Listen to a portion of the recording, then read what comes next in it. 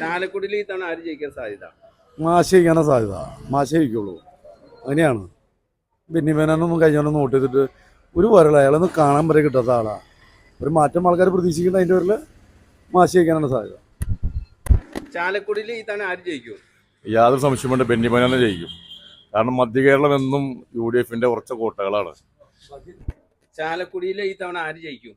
ചാലക്കുടിയിൽ ഈ തവണ കോൺഗ്രസ് ആണ് ജയിക്കേണ്ടത്. കോൺഗ്രസ് ജയിക്കും എന്നുള്ള ഒരു ഉറപ്പ് ഉണ്ട്.